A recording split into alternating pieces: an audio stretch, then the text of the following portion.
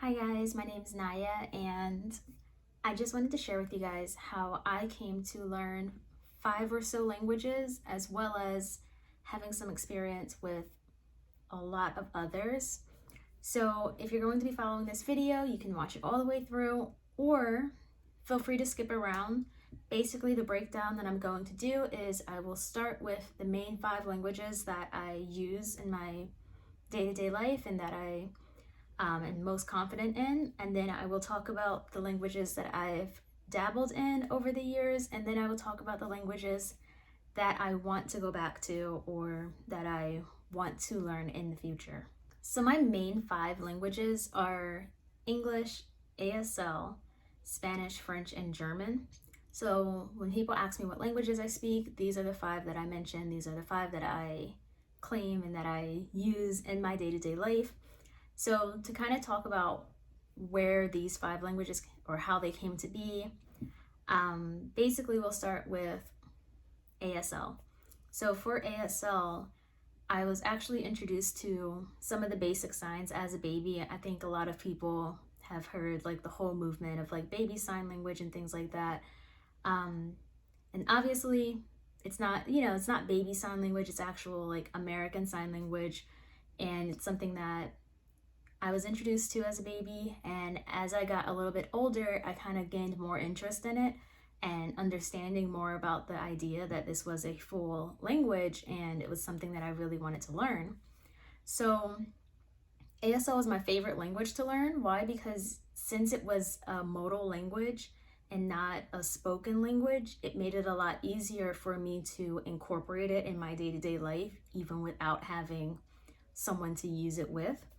So what I would do is I would kind of just sign while I talked. For about a year and a half, I would do this, and I would find where words were that I like didn't know yet, and I would go back and I would learn those words and and then try to do it again and like practice different things. And then there was so fun like to find resources for ASL, because most of them have to be from YouTube, obviously, because you need visuals and things like that. But I really fell in love with ASL, and it became such a fun language to learn that when I came to university, I actually minored in American Sign Language and Deaf Studies.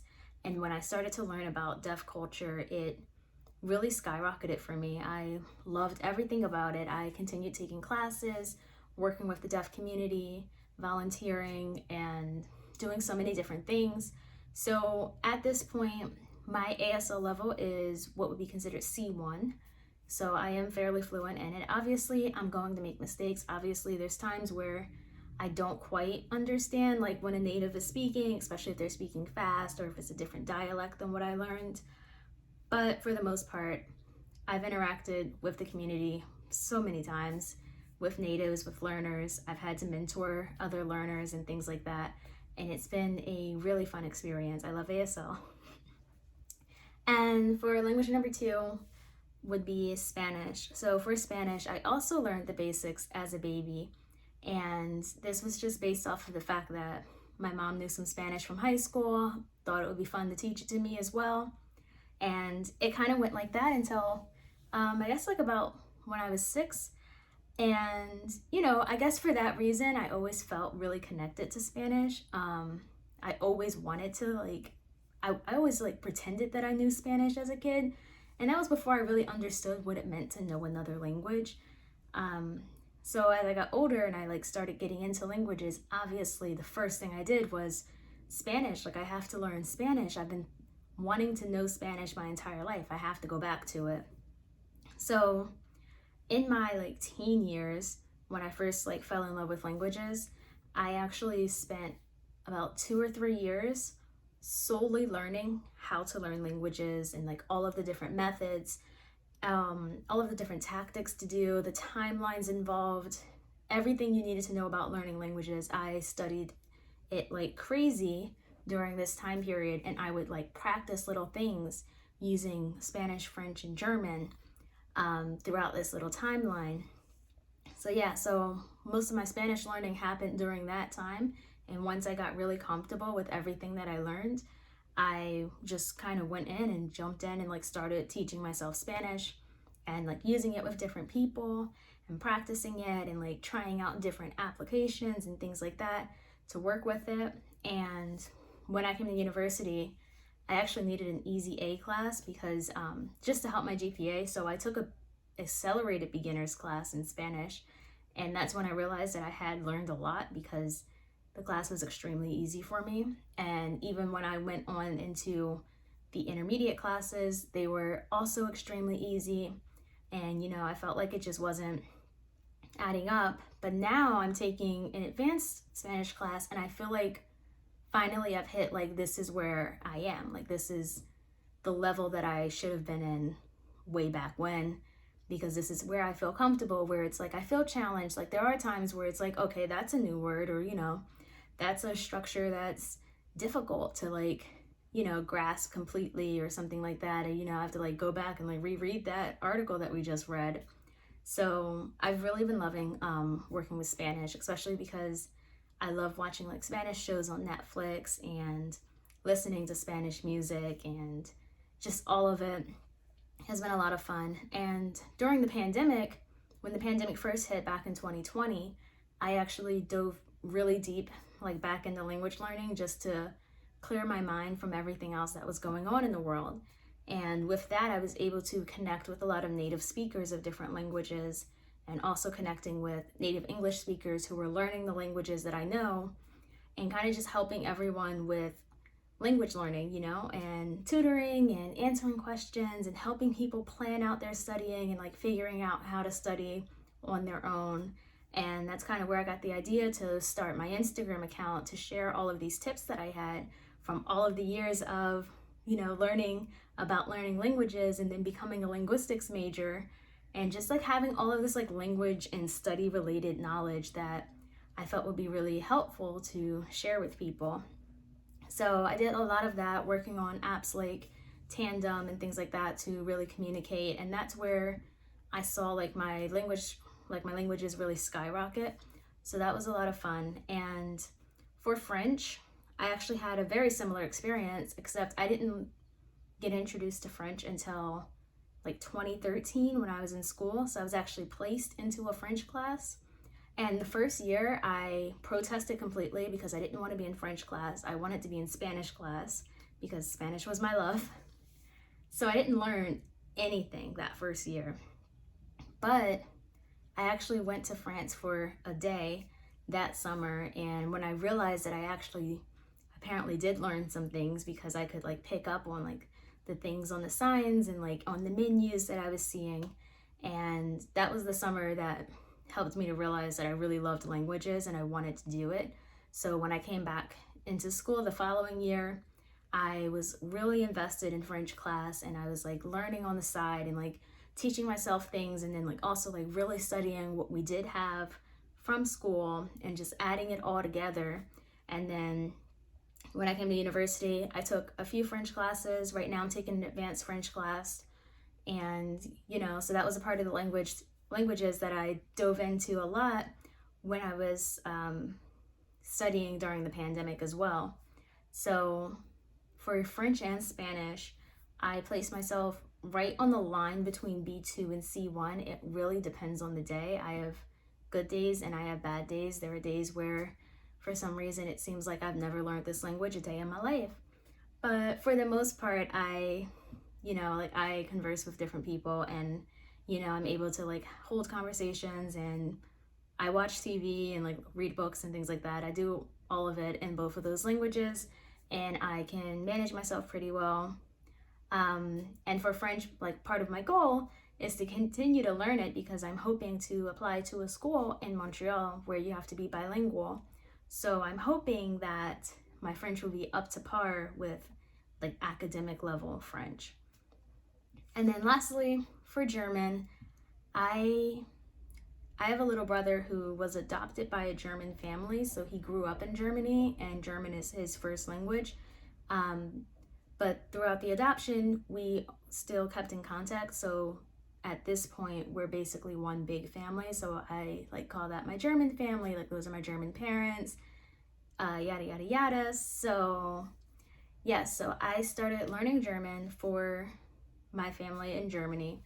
And at first it was really difficult, and because I started learning it before I got into languages, so it was insane. It was really daunting at first. But the summer that I went to France that first time was actually my first time in Germany, and it was my German parents that took me to France because they heard that I was learning French. So that summer I went to Germany, and I didn't really know a lot. I knew a couple of words and phrases, and my pronunciation was terrible. But after being there and listening to the language and seeing it around, I kind of got really interested in it. And we would go to museums, and I would see the reading underneath an exhibit, and I would ask them, can you read this out loud? I want to hear it, and I want to follow along while I'm listening to the German. I think that would be really interesting. So after that summer, I got really interested into languages. Like I said, did all the learning and things like that, started teaching myself some German, and it was actually the most trying language, I will say, because of the grammar and the declensions and things like that. I gave up 100 times and had to keep coming back to it. And when I came into university, I did take some beginner's German classes just because I was afraid to test into my level, because I don't know, it felt really weird jumping into German where it's okay, I'm not nearly as confident with my German as I am with Spanish and French and ASL. So I started with beginner's classes. Once again, they were extremely easy. So it kind of was an easy A again. I think I was scoring complete hundreds every time without having to do any studying, because most of it was all review for me. But when I did get into intermediate classes, that's where I did catch on to just the difficulties of the class itself, and really getting into tougher parts of grammar and things like that. But for the most part, I only used German with my German family, so it wasn't something that I wanted to continue to pursue professionally, because I speak it well enough to talk with them in the way that I want to, and that's as far as I need it to be. So for German, my level is B1, around there. So for part 2, of the languages that I've dabbled in or learned the basics of over the years, it's kind of a long list, but I'm gonna try to count it off. So it's Russian, Mandarin, Arabic, Japanese, Latin, Italian, Portuguese, Korean, and British Sign Language. So that's 9. So for these, all of them have separate stories, and I don't know if I'm going to go completely into them just for the sake of time. But basically, for Russian, I learned most of the Russian that I know within one summer. I was working in a place where half of the community were older Americans that were monolingual English speakers, and the other half of the community were Russian and Ukrainian immigrants that spoke very little English. And when I realized that the dynamic of this community was that the older Americans kind of looked down on the Russian and Ukrainian people in the community, I realized right away that I didn't want to be in that group. So there was one person in the entire community that was bilingual. He was the maintenance man at the apartment.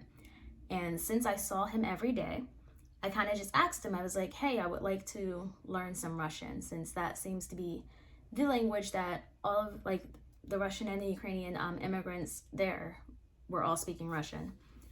So I wanted to learn Russian, and he made me promise. He said, if I teach you Russian, you have to actually remember the things that I teach you the next day, or else I'm going to stop. And I said, okay.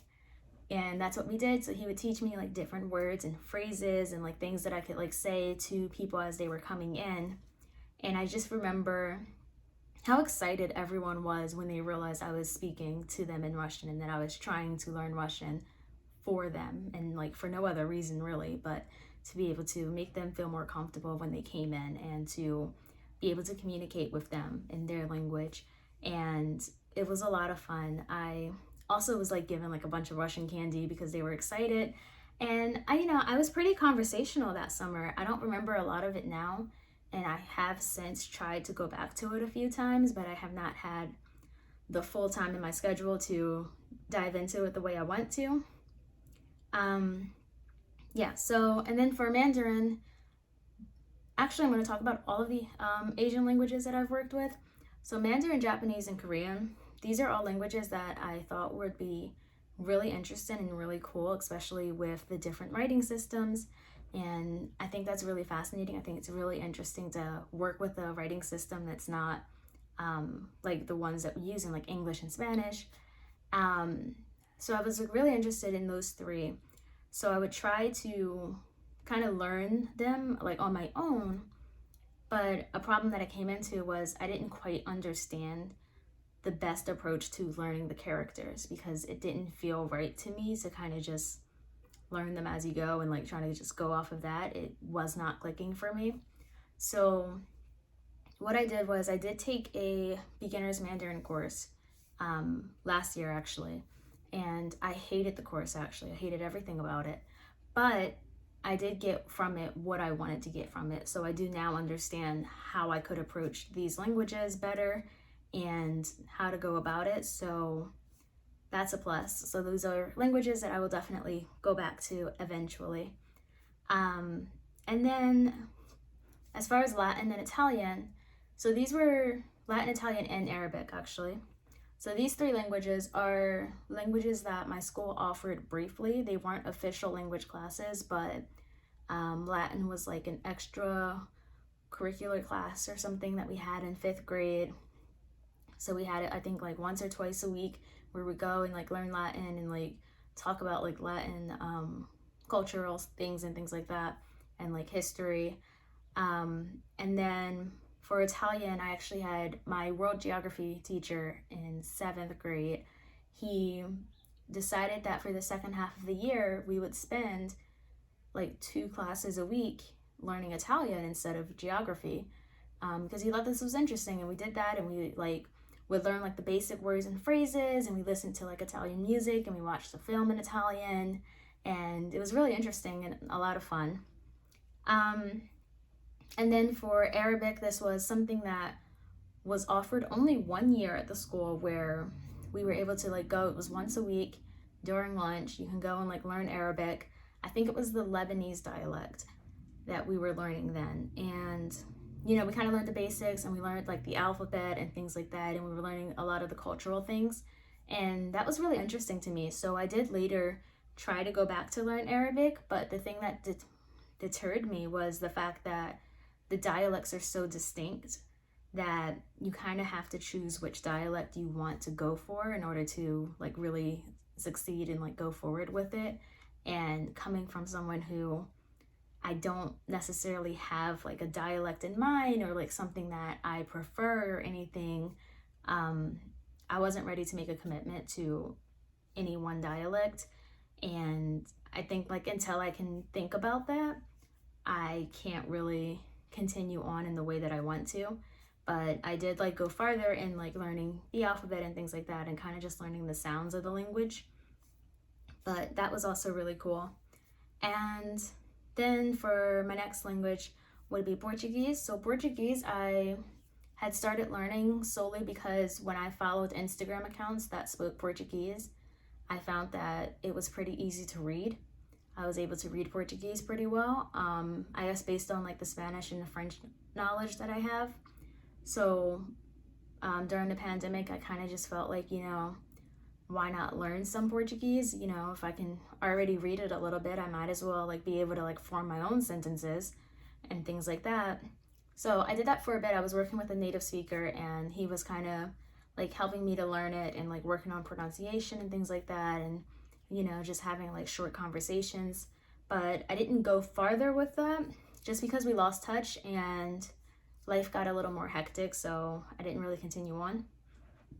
And then lastly would be British Sign Language. So British Sign Language is, I didn't learn a whole lot of British Sign Language, but in my minor of American Sign Language and Deaf Studies, we would also like watch films and like videos and short skits in British Sign Language, and it was like really interesting. I like found myself catching on to certain things. And then I like went back and I was really interested in the differences, especially in the alphabet. So I had learned the alphabet, and then I had noticed like differences in the question words between British Sign Language and American Sign Language.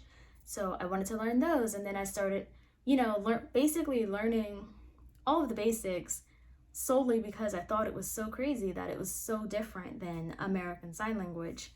And so yeah, I'm most definitely not going to continue with British Sign Language, only because I live in America and I'm not going to go to the UK anytime soon to talk to the deaf community there. But if I were to learn another sign language, it would probably be to a country that I have more connections to. But it was a lot of fun to kind of connect and tell the differences and things like that between American Sign Language and British Sign Language. And it's something that I can bring up and talk to other people about as well. For part 3, and lastly, the languages that I see myself going back to, or languages that I want to learn moving forward. So they would definitely be Mandarin, Japanese, Korean, Russian, and Arabic. And I kind of think that's it at the moment. I feel like farther along in the future, I'll definitely go back to, like Italian and Portuguese, and I'll probably pick up, like a few others along the way. I'm not really sure. But yeah, I do think that like between the Asian languages and like I said, Russian and Arabic, just because these are the languages that I see around me. These are languages that are used in our community, and I think it would be really useful to be able to work with them and to be able to understand the people around me and to be able to connect with more people. And also Dutch, because I actually have a cousin, one of my German cousins actually just moved to the Netherlands, and she learned Dutch for her boyfriend. So I would also like to learn Dutch, maybe in case I like want to visit them or something like that, or if I want to travel to the Netherlands, it would be really interesting to know Dutch as well. So thanks for watching, and I hope that you got something out of this. I'm not really sure.